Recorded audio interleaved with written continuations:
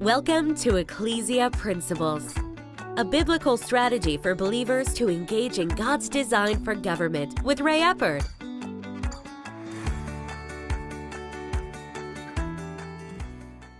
Hello, glad you could join us again today. This week, we've been looking at the Ecclesia principle that I call biblical economics. Now, with this, we've been examining mostly that God's kingdom is built primarily off of a capitalistic system. It's not pure capitalism, but that is the earthly system that is the closest to what God wants. It's definitely not socialism, it's definitely not communism. Now, there are things that the theory, the theory of socialism, the theory of communism, because both of those work in theory, but they don't work in practice.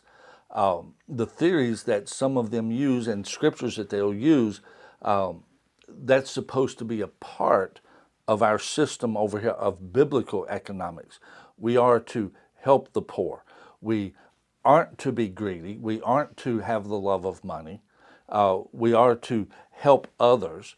All of that is a part of God's economic system. That's why it's not pure capitalism, but it is basically capitalism with godly character. It's capitalism with godly character is really what it boils down to. Pure capitalism is largely when it's a capitalistic system, but then you can act with whatever motivations you want. God doesn't give us that latitude.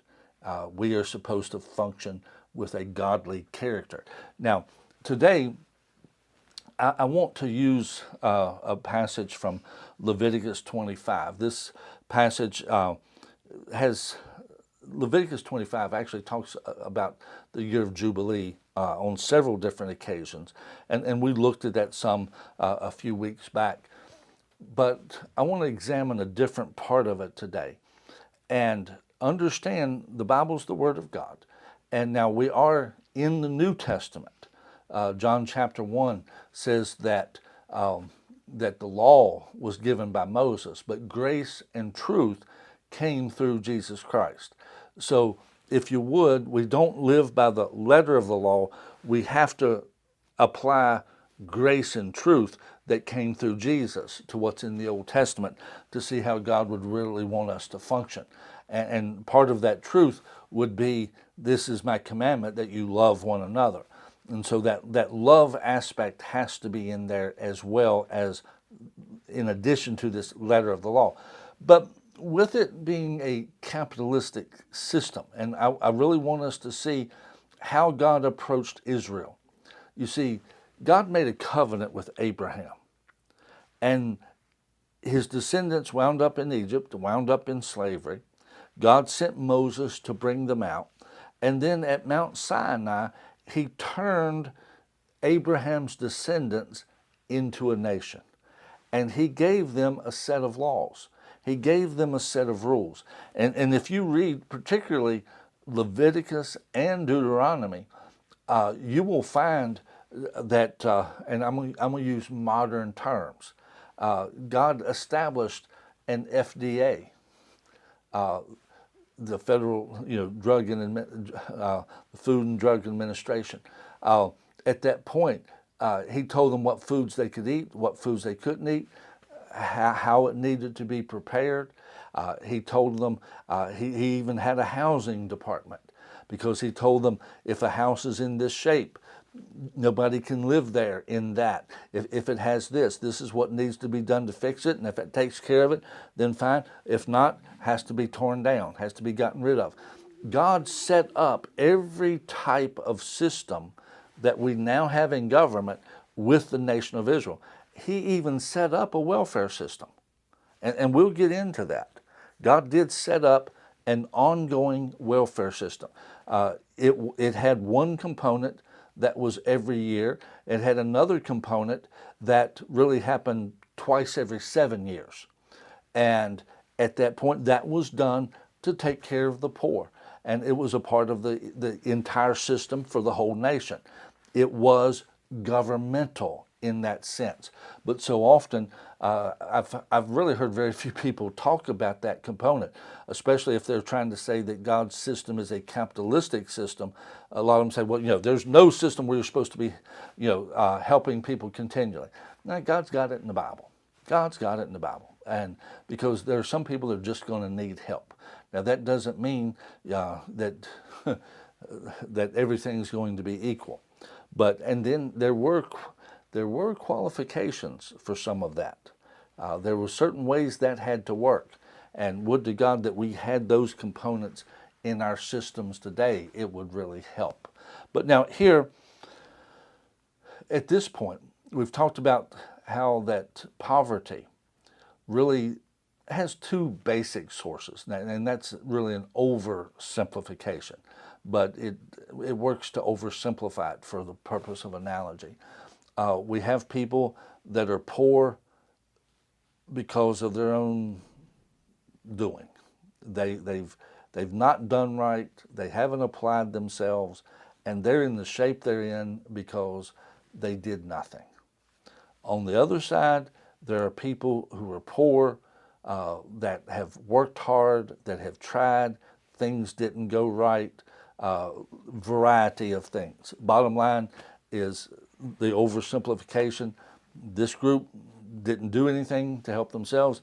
This group did, it just didn't go right. And so with that, that's a reality of life. That is just a flat reality of life. Now, in God's instructions to the children of Israel in Leviticus 25, he begins to address this group over here, the ones that tried and it didn't work right. It fell apart for them. And he says in verse 39, Leviticus 25:39, if one of your brethren who dwells by you becomes poor, now notice this part, and sells himself to you. If you would, in days gone by, what you had was debtor prisons, bond servants that would work off debt from that standpoint. He sells himself to you, and you shall not compel him to serve you as a slave. In other words, he says, you're not going to own him. You're not going to own him.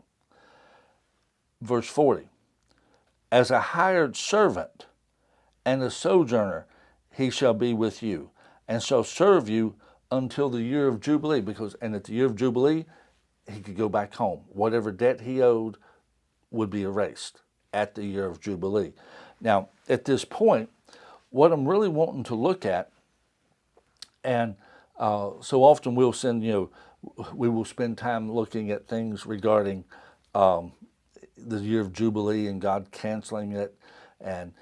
But notice he says here, he didn't tell the nation of Israel, if somebody becomes poor, then forgive the debt. Don't have them work it off. Just forgive them. No. He said, you're not going to make them a slave, but you can let them be a hired servant. You can let them work off the debt. At that point, again, an old term, indentured servant. In other words, they owed so much money and they were to work so many years to work that off.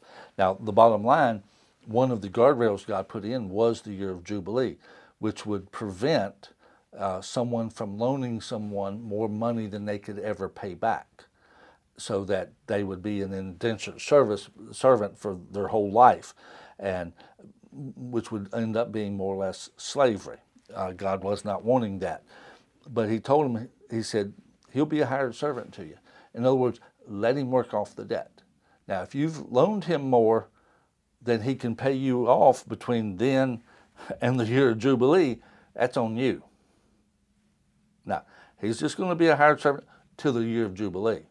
So at that point, this person that's doing that loaned them the money, they have to factor in, if things go bad for them, am I going to be stuck here at the year of Jubilee having to give all of that up and just write it off? That was their choice. God didn't remove the choice from them to loan the money. He didn't remove from the borrower the responsibility to pay back the money. He didn't do that because, again, capitalism is based more on the individual. This individual determined how much they loaned. This individual determined how much they would borrow. And so from that combination, and out here's the year of Jubilee, which a couple of weeks ago when we looked at this, God put that in so that he said, you will not oppress one another. In other words, that was one of the guardrails that God put in place to keep everybody in a good situation, because one of the biggest illustrations of today is credit cards and high interest loans that is over here. And a lot of those people don't really care if the principal ever gets paid off, because the benefit to them is in the interest payments. You know, the credit cards, if you make the minimum payment, you know, it might take you 30 years to pay off that little bit you borrowed. Well, what you're doing is you're paying that all the time, and that becomes oppressive. It is an oppressive system in that situation. And that's why God put in the year of Jubilee. In other words, if you set up something that could end up oppressing them, I'm going to make a rule that you just got to give it up. You just got to forget about it, which brought the other side. It put boundaries on the lenders as well as the borrower. It put boundaries on what they could do so that this one could make money. They could make money off of it, but they could loan them the money, so forth. But then if bad things happened and things didn't go right and they became poor, then part of what God told them, he goes on and he says, again, verse 40, and a hired servant and a sojourner, he shall be with you and shall serve you until the year of Jubilee. He'll serve you up until that point, then it's over. If there was anything that he didn't work off, it's a loss to you at that point. So that individual had to factor that in. But again, God didn't stop him from, quote, in a sense, entering into being an indentured servant or a debtor's prison and working off the debt. God didn't stop that because God's system is individual responsibility. The money was borrowed, it should be repaid in some way, some manner. But if you're going to loan too much, there's a place out here where you could end up losing that, and it's just going to be written off at that point. God said, I won't allow you to oppress them. The system, again, that God has is primarily capitalistic. It is based on the individual. It is not based on government. That's in the economic systems, the means of production largely comes down to it's either the individual or varying degrees of governmental control. God's entire system is set up on the individual, the family, that responsibility over here. Now, there are some governmental controls, but it's not governmental management. Communism, socialism, even monarchies, dictatorships are basically controlling, governmental control of the means of production. That's not God's system. That's not God's system. God has set it up for the individual. Now, with that, we should avoid greed. We should avoid love of money. We should avoid selfishness. But it's not wrong to desire to prosper. God set it up so that an individual can. And those who succeed will get more. And that's what he told us in Matthew 25. God bless you. See you next week.